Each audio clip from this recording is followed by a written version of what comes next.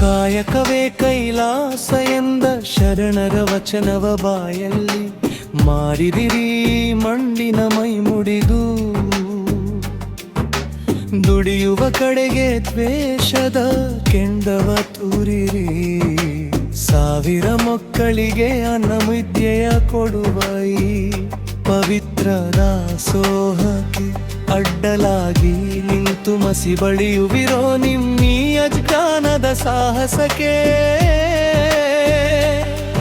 ಬರಿ ವೇದಿಕೆ ಏರಿ ಭಾಷಣ ಹೊಡೆಯೋ ಪೊಗಳುವ ಜೊಳ್ಳು ವಿಚಾರವೇ ಕೈಯಲ್ಲಿ ಕಾಯಕ ಮಾಡದ ನಿನ್ನಿ ಮಾತು ಬಸವನ ಆಶಯವೇ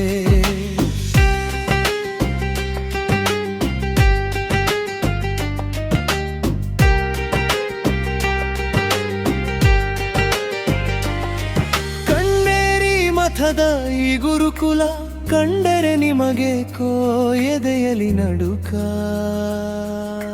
ವ್ಯಾಪಾರಿ ಮನಸ್ಸಿನ ಕಪಟತನಕ್ಕೆ ಇಂದು ನೈಜದ ಕಾಯಕವೇ ಕಂಟಕ ಮೆಕಾಲೆಯ ದಾಸ್ಯದ ಶಿಕ್ಷಣ ತಂದಿಹ ಭ್ರಷ್ಟತೆಯ ತಲೆಯಲಿ ಹೊತ್ತಿರಿ ಸಂಸಾರ ಕೃಷಿಯ ಕಲಿಸುವ ಕಡೆಗೆ ವಿಷದ ಕಾಳನು ಬಿತ್ತಿರಿ ಅನುಭವ ಮಂಟಪದ ಮೂಲ ಸೂತ್ರವ ಬರಿದಾದ ಮಾತಲಿ ಒಣಗಿಸಿದಿರಿ ಕಾಯ ವಾಚ ಮನಸ ಶ್ರಮಿಸುವ ಸತ್ಯಕ್ಕೆ ಕೆಸರನು ಎರಚಲು ಬಂದಿರ ಬಸವನ ತತ್ವದ ಕಾಸನು ಉಣ್ಣುತ ಬಸವನ ಹೆಸರಿಗೆ ತಂದಿರಿ ಕಳಂಕ ಕಣ್ಣೇರಿ ಶ್ರೀಗಳ ಕಾಯಕದ ಮುಂದೆ ನಿಮ್ಮಿ ಬರಿದಾದ ಬಾಯಿಗೆ ಶಂಕ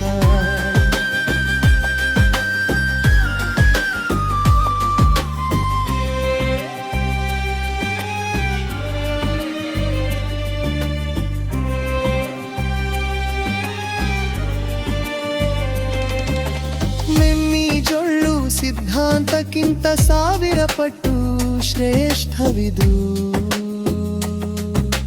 ಜಾತಿ ಮತಗಳ ಗಡಿಯನು ಮೀರಿ ಸಾವಿರ ಜೀವಗಳು ಕಲಿಯುತ್ತಿವೆ ಕಣ್ಣೇರಿ ಶ್ರೀಗಳ ಈ ಸತ್ಕಾರ್ಯದಿ ಬಸವನ ತತ್ವಗಳು ಉರಿಯುತ್ತಿವೆ ಮಾತಿನ ಮಲ್ಲರು ಮೂಲೆಗೆ ಬಿದ್ದು ಕೃತಿಯೇ ಗೆಲ್ಲುವುದು ಜಗತ್ತಿನಲ್ಲಿ ಬಸವನ ನಿಜವಾದ ದಾರಿದೀಪವು ಉರಿಯುವುದು ಈ ಗುರುಕುಲದಲ್ಲಿ ಕಳಚಿ ಬೀಳಲಿ ಕಪಟದ ವೇಷವು ಸತ್ಯದ ಪೆಟ್ಟಿನ ಆಘಾತಕ್ಕೆ ಕಾಯಕದ ಶಕ್ತಿಯೇ ಉತ್ತರವಾಗಲಿ ನಿಮ್ಮಿ ಜೊಳ್ಳು ಸಿದ್ಧಾಂತಕ್ಕೆ ಅಲ್ಲೋ ಜನ್ನಾನದ ಕಾಯಕ ಸತ್ಯವೇ ಜಯವಾಗಲಿ ಕಾಯಕದ ಶಕ್ತಿಯೇ ಜಯವಾಗಲಿ. ಬಂಧುಗಳೇ, ನಿಮ್ಮ ದಾರಿದೀಪ ನ್ಯೂಸ್ಗೆ ನಿಮ್ಮೆಲ್ಲರಿಗೂ ಸ್ವಾಗತ. ಇಂದಿನ ವಿಷಯ ಕಣ್ಣೇರಿ ಶ್ರೀಗಳ ಕಾಯಕ ತತ್ವ ಅರಿಯದ ಬಸವ ತಾಲಿಬಾನಿಗಳು ಅನ್ನೋ ಬಗ್ಗೆ. ಇತ್ತೀಚಿನ ದಿನಗಳಲ್ಲಿ ಕೆಲವು ವಿಮರ್ಶಕರು ಮತ್ತು ವಾದಿಗಳು ಮಾಡುವ ಪ್ರಮುಖ ಆರೋಪವೆಂದರೆ ಪ್ರಾಚೀನ ಗುರುಕುಲ ವ್ಯವಸ್ಥೆಯಲ್ಲಿ ಕೇವಲ ಉನ್ನತ ವರ್ಗದವರಿಗೆ ಹಾಗೂ ಶ್ರೀಮಂತರಿಗೆ ಮಾತ್ರ ಅವಕಾಶವಿತ್ತು, ಹಾಗಾಗಿ ಮೆಕಾಲೆ ಶಿಕ್ಷಣವೇ ನಮಗೆ ಸಮಾನತೆ ತಂದಿತು ಎಂಬುದು. ಅಷ್ಟೇ ಅಲ್ಲ, ಇಂದು ಕೊಲ್ಹಾಪುರದ ಕಣ್ಣೇರಿ ಮಠದ ಶ್ರೀ ಅದೃಶ್ಯ ಕಾಡಸಿದ್ದೇಶ್ವರ ಸ್ವಾಮೀಜಿಯವರಂತಹ ಸಂತರು ಬಡ, ಗ್ರಾಮೀಣ ಮತ್ತು ಎಲ್ಲಾ ವರ್ಗದ ಮಕ್ಕಳಿಗಾಗಿ ಸಂಪೂರ್ಣ ಉಚಿತವಾದ ಪ್ರಕೃತಿ ಆಧಾರಿತ ಗುರುಕುಲ ಶಿಕ್ಷಣವನ್ನು ನೀಡುತ್ತಿದ್ದರೆ ಅದನ್ನು ಬೆಂಬಲಿಸುವ ಬದಲು ಅಪಪ್ರಚಾರ ಮಾಡುವುದನ್ನು ನಾವು ಕಾಣುತ್ತಿದ್ದೇವೆ. ಹಾಗಾದ್ರೆ ಗುರುಕುಲದಲ್ಲಿ ಕೇವಲ ಮೇಲ್ವರ್ಗದವರಿಗೆ ಮಾತ್ರ ಅವಕಾಶವಿತ್ತು ಎಂಬ ವಾದ ನಿಜವೇ? ಬ್ರಿಟಿಷರ ಅಧಿಕೃತ ದಾಖಲೆಗಳು ಏನ್ ಹೇಳ್ತವೆ? ಬನ್ನಿ, ಇತಿಹಾಸದ ಸತ್ಯಗಳನ್ನು ನೋಡೋಣ. 1. ಬ್ರಿಟಿಷರ ಸ್ವಂತ ದಾಖಲೆಗಳು ಏನ್ ಹೇಳ್ತವೆ? The British census data. ಬ್ರಿಟಿಷರು ಭಾರತವನ್ನು ಆಳಲು ಬಂದಾಗ ಇಲ್ಲಿನ ಶಿಕ್ಷಣ ವ್ಯವಸ್ಥೆಯನ್ನು ಅಧ್ಯಯನ ಮಾಡಲು ಸಮೀಕ್ಷೆಗಳನ್ನು ನಡೆಸಿದರು. ಈ ಸಮೀಕ್ಷೆಯ ವರದಿಗಳನ್ನು ಪ್ರಖ್ಯಾತ ಇತಿಹಾಸಕಾರ ಮತ್ತು ಗಾಂಧಿವಾದಿ ಧರಂಪಾಲ್ ಅವರು ಲಂಡನ್ನ ಬ್ರಿಟಿಷ್ ಆರ್ಕೈವ್ಸ್ನಿಂದ ಹೊರತೆಗೆದು ದ ಬ್ಯೂಟಿಫುಲ್ ಟ್ರೀ ಎಂಬ ಗ್ರಂಥದಲ್ಲಿ ಪ್ರಕಟಿಸಿದ್ದಾರೆ. ಮದ್ರಾಸ್ ಪ್ರೆಸಿಡೆನ್ಸಿ ಸಮೀಕ್ಷೆ 1822-1825.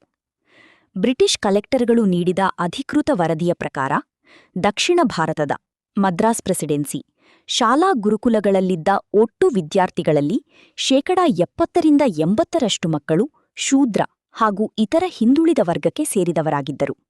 ಬ್ರಾಹ್ಮಣರ ಸಂಖ್ಯೆ ಕೇವಲ 15-20%. ಕೋಯಂಬತ್ತೂರು ಮತ್ತು ಮಧುರೈ ದಾಖಲೆಗಳು. ಮಧುರೈ ಮತ್ತು ಕೋಯಂಬತ್ತೂರಿನ ಶಾಲಾ ದಾಖಲೆಗಳ ಪ್ರಕಾರ ಕುಂಬಾರರು, ನೇಕಾರರು, ರೈತರು ಮತ್ತು ಕಾರ್ಪೆಂಟ್ ವೃತ್ತಿ ಮಾಡುವವರ ಮಕ್ಕಳು ಆಯಾ ವೃತ್ತಿಗೆ ಸಂಬಂಧಿಸಿದ ತಾಂತ್ರಿಕ ಹಾಗೂ ನೈತಿಕ ಶಿಕ್ಷಣವನ್ನು ಉಚಿತವಾಗಿ ಪಡೆಯುತ್ತಿದ್ದರು. ಅಂದರೆ ಗುರುಕುಲ ಕೇವಲ ಮೇಲ್ವರ್ಗದವರಿಗೆ ಮಾತ್ರ ಇತ್ತು ಎಂಬುದು ಬ್ರಿಟಿಷರು ತಮ್ಮ ಇಂಗ್ಲಿಷ್ ಶಿಕ್ಷಣವನ್ನು ಸಮರ್ಥಿಸಿಕೊಳ್ಳಲು ಹರಡಿದ ಬಹುದೊಡ್ಡ ಸುಳ್ಳು. ಮುಂಬೈ ಪ್ರೆಸಿಡೆನ್ಸಿ ವರದಿ 1820-1830.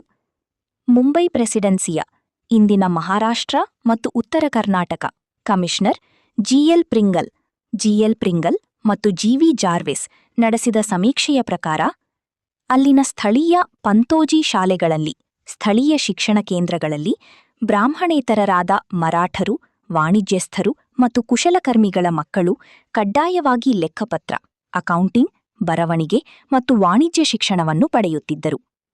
ಉದಾಹರಣೆ 3. ಜಿಡಬ್ಲ್ಯೂ ಲಿಟ್ನರ್ 1882 ವರದಿ, ಪಂಜಾಬ್ನ ಶಿಕ್ಷಣ ನಿರ್ದೇಶಕರಾಗಿದ್ದ ಡಾ. ಲಿಟ್ನರ್ ಅವರು ತಮ್ಮ history of indigenous education in the Punjab ಪುಸ್ತಕದಲ್ಲಿ ಬರೆಯುತ್ತಾರೆ, ಬ್ರಿಟಿಷರು ಪಂಜಾಬನ್ನು ವಶಪಡಿಸಿಕೊಳ್ಳುವ ಮುನ್ನ 1849ಕ್ಕಿಂತ ಮೊದಲು ಅಲ್ಲಿನ ಪ್ರತಿಯೊಂದು ಮಸೀದಿ, ಗುರುದ್ವಾರ ಮತ್ತು ದೇವಾಲಯಗಳಿಗೆ ಹೊಂದಿಕೊಂಡಂತೆ ಶಾಲೆಗಳಿದ್ದವು. ಅಲ್ಲಿ ಕೃಷಿಕರು, ನೇಕಾರರು ಮತ್ತು ಶೂದ್ರ ಸಮುದಾಯಗಳ ಮಕ್ಕಳಿಗೆ ಉಚಿತ ಭೋಜನ ಮತ್ತು ಶಿಕ್ಷಣ ಸಿಗುತ್ತಿತ್ತು. ಬ್ರಿಟಿಷ್ ಶಿಕ್ಷಣ ಬಂದ ನಂತರ ಈ ಸಾಂಪ್ರದಾಯಿಕ ಸಾರ್ವತ್ರಿಕ ಶಿಕ್ಷಣ ವ್ಯವಸ್ಥೆ ಸಂಪೂರ್ಣ ನಾಶವಾಯಿತು.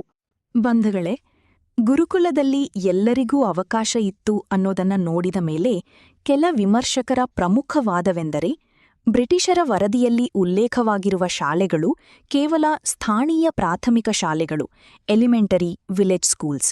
ಆದರೆ ಉನ್ನತ ಗುರುಕುಲಗಳು ಮತ್ತು ವೇದ ಪಾಠಶಾಲೆಗಳಲ್ಲಿ ಬ್ರಾಹ್ಮಣರ ಹೊರತಾಗಿ ಶೂದ್ರರಿಗೆ ಮತ್ತು ಮಹಿಳೆಯರಿಗೆ ಪ್ರವೇಶವಿರಲಿಲ್ಲ ಅಂತ ಹೇಳುವುದು ಸುಳ್ಳು ಎಂತಾಯಿತು, ಅಲ್ಲವೇ? ಹಾಗಾದರೆ ಸತ್ಯವೇನು? ಸತ್ಯವೇನೆಂದರೆ ಗುರುಕುಲಗಳಲ್ಲಿ ಆಶ್ರಮವಾಸವಿರುತ್ತಿತ್ತು. ಶ್ರೀಮಂತರು ಅಥವಾ ಉನ್ನತ ಕುಲದವರು ತಮ್ಮ ಮಕ್ಕಳನ್ನು ವರ್ಷಗಟ್ಟಲೆ ಆಶ್ರಮಕ್ಕೆ ಕಳುಹಿಸಲು ಶಕ್ತರಾಗಿದ್ದರು. ಆದರೆ ದುಡಿದುಣ್ಣುವ ಶೂದ್ರ ಕುಟುಂಬಗಳಿಗೆ ತಮ್ಮ ಮಕ್ಕಳನ್ನು ಕೆಲಸಕ್ಕೆ ಕಳುಹಿಸುವುದು ಅನಿವಾರ್ಯವಾಗಿತ್ತು. ಹಾಗಾಗಿ ಆರ್ಥಿಕವಾಗಿ ಮತ್ತು ಸಾಮಾಜಿಕವಾಗಿ ಗುರುಕುಲಗಳು ಉನ್ನತ ವರ್ಗದವರ ಹಿಡಿತದಲ್ಲಿದ್ದವು ಎಂಬುದು ಸತ್ಯದ ಇನ್ನೊಂದು ವಿಶ್ಲೇಷಣೆಯಾಗಿದೆ. ಬಂಧುಗಳೇ, ಬಸವಾದಿ ಶರಣರ ಮೂಲತತ್ವವೇ ಕಾಯಕವೇ ಕೈಲಾಸ ಮತ್ತು ದಾಸೋಹ. ಪ್ರಾಚೀನ ಗುರುಕುಲಗಳಲ್ಲಿ ಕಾಯಕ, ಪ್ರಾಯೋಗಿಕ ದುಡಿಮೆ ಮತ್ತು ದಾಸೋಹ, ಸಮಾನ ಹಂಚಿಕೆ ಇವೆರಡೂ ಮೂಲಭೂತ ಶಿಸ್ತುಗಳಾಗಿದ್ದವು. ಇಂದು ಶ್ರೀ ಕಣ್ಣೇರಿ ಮಠದಲ್ಲಿ ಶ್ರೀಗಳು ಮಾಡುತ್ತಿರುವುದು ಅದೇ ಕಾಯಕ ಮತ್ತು ದಾಸೋಹ ಸಂಸ್ಕೃತಿಯ ಪುನರುಜ್ಜೀವನ. ಅಲ್ಲಿ ಮಕ್ಕಳು ಸ್ವತಃ ಕೃಷಿ ಮಾಡುತ್ತಾರೆ, ಗೋಸೇವೆ ಮಾಡುತ್ತಾರೆ, ನೈಸರ್ಗಿಕ ಜೀವನದ ಜೊತೆಗೆ ತಂತ್ರಜ್ಞಾನವನ್ನು ಕಲಿಯುತ್ತಾರೆ. ಇವರು ಬಸವ ವಿರೋಧಿಯಂತೆ, ಬಸವಣ್ಣನ ಹೆಸರಲ್ಲಿ ಭಂಡ ಜೀವನ ನಡೆಸುವ ಬಸವ ತಾಲಿಬಾನಿಗಳು ಬಸವಣ್ಣನ ಅಭಿಮಾನಿಗಳಂತೆ. ಬಂಧುಗಳೇ, ಬಸವಣ್ಣನವರ ವೈಚಾರಿಕತೆಯನ್ನು ನಿಜವಾಗಿ ಅರ್ಥೈಸಿಕೊಂಡವರು ಇಂತಹ ಪ್ರಾಯೋಗಿಕ ಜ್ಞಾನ ನೀಡುವ ಗುರುಕುಲಗಳನ್ನು ಸ್ವಾಗತಿಸಬೇಕೇ ಹೊರತು ತೆಗಳುವುದೂ ಅಲ್ಲ. ಇಲ್ಲೊಬ್ಬ ಅವಿವೇಕಿ, ಜನರಿಗೆ ನಾನು ಸತ್ಯ ಪ್ರತಿಪಾದಕ ಅನ್ನೋ ಜೆ.ಎಸ್. ಪಾಟೀಲ ಅನ್ನೋ ಎಡಬಿಡಂಗಿ ತಾನು ಕಮ್ಯುನಿಸ್ಟರ ಹಾಗೂ ಎಡಪಂಥೀಯ ಗುಲಾಮನಾದರೂ ಭಾಷೆ ಸರಿಯಾಗಿರಬೇಕು ಅನ್ನೋ ನಾಲಾಯಕ್ ಕಣ್ಣೇರಿ ಶ್ರೀಗಳ ರೋಮಿಗೂ ಸಮಯಿಲ್ಲದ ಇವನು ಇನ್ನೊಬ್ಬರನ ಬಗ್ಗೆ ಹೇಗೆ ಬೊಗಳುತ್ತಾನೆ ಒಮ್ಮೆ ನೋಡಿ. ಕುಂಕುಮ ಹಚ್ಕೊಂಡು ಬಸವ ಸಂಸ್ಕೃತಿ ವಿಭೂತಿ ಸಂಸ್ಕೃತಿ ತನಗ ತಾ ಮಾರ್ಕೊಂಡು ಅವ ವಿಭೂತಿನೇ ಮರ್ತಾನ ಕುಂಕುಮ ಹಚ್ಕೊಂಡಂದ್ರ ಅವ ಖರೀದಿ ಆಗ್ಯಾನಂತ. ಇಂಥ ಖರೀದಿ ಗಿರಾಕಿ ನಾಲ್ಗೆ ಹರಿಬಿಟ್ಟು ಗಟಾರ ಹುಳದಂಗ ಒದರಾಡೋದು ನೋಡಿದ್ರ ಲತ್ತಿಗೆ ಬಂದಾನ. ಬೀಳ್ತಾವ. ಕನೇರಿ ಸ್ವಾಮಿ ಶ್ರೀ ಅನ್ಲಕ್ ನನಗೆ ಯಾಕೋ ಒಂದು ಸ್ವಲ್ಪ ಮುಜುಗರ ಆಗ್ತಾ ಇದೆ. ಪುಡಾರಿ ಸ್ವಾಮಿ ಅಥವಾ ಕ್ರಿಮಿನಲ್ ಹಿನ್ನೆಲೆಯ ಒಬ್ಬ ಕಾವಿ ಪುಡಾರಿ, ಆತನ ಬಗ್ಗೆ ಹೇಳಕ್ಕೇನೋ ಭಾಳ ಇದು ಇಲ್ಲ. ಯಾಕಂದರೆ ನಮ್ಮ ಬಾಯಿ ಮತ್ತು ಶಬ್ದಗಳು ಹೊಲಸಾಗಿಬಿಡ್ತಾವೆ. ಆತ ಬಾಯಿ ತೆರೆದ್ರೆ ಘಟಾರದ ಹುಳಿನಂಗೆ ಮಾತಾಡ್ತಾನೆ. ಮತ್ತು ಆತನ ಪೂರ್ವಾಶ್ರಮದ ಹಿನ್ನೆಲೆ ಬಹಳ ಭಯಂಕರ ಆಗಿದೆ. ಅದು ಬಹಳ ಪ್ರಸ್ತುತಿ ಇಲ್ಲಿ ಮಾತಾಡೋದು. ಇತಿಹಾಸದಲ್ಲಿ ಶಿವಾಜಿ ಮಹಾರಾಜ ಮತ್ತು ದೇಶದ್ರೋಹಿಗಳ ಲಿಸ್ಟಲ್ಲಿ ತಾನು ಹುಟ್ಟಿದ ಲಿಂಗಾಯತ ಧರ್ಮವನ್ನೇ ದ್ವೇಷಿಸಲು ಇನ್ನೊಂದು ಧರ್ಮಕ್ಕೆ ಖರೀದಿಯಾದಂಥ ಒಬ್ಬ ಕಾವಿ ಪುಡಾರಿ ಮತ್ತು ಕ್ರಿಮಿನಲ್ ಬ್ಯಾಕ್ಗ್ರೌಂಡಿನ ಸ್ವಾಮಿ ಈ ಕನೇರಿ ಕಾಡ್ಸಿದ್ದ. ಕನೇರಿ ಕಾಡ್ಸಿದ್ದ ಲಿಂಗಾಯತವನ್ನು ನಾಶ ಮಾಡಲಿಕ್ಕೆ ಸುಪಾರಿ ತಗೊಂಡವ. ಆತ ಎಂದೂ ಈ ವಿಷಯದಲ್ಲಿ ಸಕ್ಸಸ್ ಆಗೋದಿಲ್ಲ. ಬಂಧುಗಳೇ, ನೋಡಿದ್ರಲ್ಲ ಈ ನೀಚನ ಮಾತನ್ನ. ತಾನು ಸ್ವತಃ ಇನ್ನೊಬ್ಬರಿಗೆ ಖರೀದಿಯಾಗಿ ಮತ್ತೊಬ್ಬರಿಗೆ ಹೇಗೆ ಮಾತ್ನಾಡ್ತಾನೆ ಅನ್ನೋದನ್ನ. ಇವರು ಬಸವ ಅಭಿಮಾನಿಗಳು. ಈ ಅವಿವೇಕಿಗೆ ಕಣ್ಣೇರಿ ಶ್ರೀಗಳ ಗುರುಕುಲ ಮಾದರಿಯ ನೈಜತೆ ಏನು ಅನ್ನೋದನ್ನ ತಿಳಿಸೋಣ. ಇಂದು ಕಣ್ಣೇರಿ ಮಠದ ಶ್ರೀಗಳು ನಡೆಸುತ್ತಿರುವ ಗುರುಕುಲದಲ್ಲಿ ಯಾವುದೇ ಜಾತಿ, ಧರ್ಮ ಅಥವಾ ಆರ್ಥಿಕ ತಾರತಮ್ಯವಿಲ್ಲ. ಬಡವ ಶ್ರೀಮಂತ ಎಂಬ ಭೇದವಿಲ್ಲದೆ ಎಲ್ಲರಿಗೂ ಉಚಿತ ಶಿಕ್ಷಣ ಮತ್ತು ವಸತಿ ನೀಡಲಾಗುತ್ತಿದೆ. ಸಮಗ್ರ ಬೆಳವಣಿಗೆ. ಮಗುವಿಗೆ ಕೇವಲ ಪುಸ್ತಕದ ಬದನೆಕಾಯಿ ನೀಡದೆ ಮಣ್ಣಿನ ಜೊತೆಗಿನ ಒಡನಾಟ, ನೈಸರ್ಗಿಕ ಕೃಷಿ, ತಂತ್ರಜ್ಞಾನ ಮತ್ತು ಸ್ವಾವಲಂಬನೆಯನ್ನ ಕಲಿಸಲಾಗುತ್ತಿದೆ. ಮೆಕಾಲೆ ತಂದ ಶಿಕ್ಷಣ ವ್ಯವಸ್ಥೆಯು ನಮ್ಮನ್ನು ಸರ್ಕಾರಿ ಮತ್ತು ಕಾರ್ಪೊರೇಟ್ ನೌಕರಿಗಾಗಿ ಪರಾವಲಂಬಿಗಳನ್ನಾಗಿ ಮಾಡಿತು. ಆದರೆ ಕಣ್ಣೇರಿ ಶ್ರೀಗಳಂತಹ ಸನ್ಯಾಸಿಗಳು ನೀಡುತ್ತಿರುವ ಶಿಕ್ಷಣವು ವ್ಯಕ್ತಿಯನ್ನು ಸ್ವಾವಲಂಬಿ ಮತ್ತು ಸೃಜನಶೀಲನನ್ನಾಗಿ ಮಾಡುತ್ತದೆ. ಇಂಥ ವ್ಯಕ್ತಿಯ ಬಗ್ಗೆ ಬೊಗಳುವ ಮೊದಲು ತಾನು ಏನೇ ಸಮಾಜಕ್ಕೆ ಕಟ್ಟಿಕಿಸಿದಿದ್ದಾನೆ ಅನ್ನೋದನ್ನ ಅರಿತುಕೊಳ್ಳಬೇಕಲ್ಲವೇ? ಬಸವಣ್ಣನ ಹೆಸರಲ್ಲಿ ಭಂಡಜೀವನ ನಡೆಸುವ ಇವನು ಬಸವಣ್ಣನ ಯಾವುದೇ ಆಚರಣೆ ಪಾಲಿಸದೇ ಇದ್ದರೂ ಜನತೆಗೆ ಬಿಟ್ಟಿಯುಪದೇಶ ನೀಡುವ ಇಂಥವರಿಗೆ ಜನರೇ ಉತ್ತರಿಸಬೇಕು. ಸ್ನೇಹಿತರೆ, ಸತ್ಯವನ್ನು ಇತಿಹಾಸದ ಸಾಕ್ಷ್ಯಗಳ ಮೂಲಕ ನೋಡಬೇಕೇ ಹೊರತು ಪ್ರಚಾರದ ಕಣ್ಣುಗಳಿಂದಲ್ಲ. ಯಾವುದೇ ವಿಚಾರವನ್ನು ವಿರೋಧಿಸುವ ಮುನ್ನ ಅದರ ಆಳ ಮತ್ತು ಪುರಾವೆಗಳನ್ನು ಪರಿಶೀಲಿಸುವುದು ಜಾಣತನ. ಇಂಥ ಅವಿವೇಕಿಗಳ ಮಾತಿಗೆ ಕಿವಿಗೊಡದೆ ಕಣ್ಣೇರಿ ಶ್ರೀಗಳಂತಹ ಮಹಾತ್ಮರು ಮಾಡುತ್ತಿರುವ ಶೈಕ್ಷಣಿಕ ಕ್ರಾಂತಿ ಇಂದು ನಮ್ಮ ದೇಶದ ಪ್ರತಿಯೊಂದು ಹಳ್ಳಿಗೂ ತಲುಪಬೇಕಿದೆ. ಈ ಸತ್ಯ ಪ್ರತಿಯೊಬ್ಬರಿಗೂ ತಲುಪಲಿ ಅಂತ ಹೇಳುತ್ತಾ, ಇನ್ನೂ ನಮ್ಮ ಚಾನಲ್ಗೆ ಸಬ್ಸ್ಕ್ರೈಬ್ ಆಗಿಲ್ಲ ಅಂದರೆ ಸಬ್ಸ್ಕ್ರೈಬ್ ಆಗಿ, ಲೈಕ್ ಮಾಡಿ, ನಿಮ್ಮ ಮಿತ್ರ ಬಂಧುಗಳಿಗೆ ಶೇರ್ ಮಾಡಿ. ಮತ್ತೆ ಮುಂದಿನ ಸಂಚಿಕೆಯಲ್ಲಿ ಭೇಟಿಯಾಗೋಣ. ಧನ್ಯವಾದಗಳು.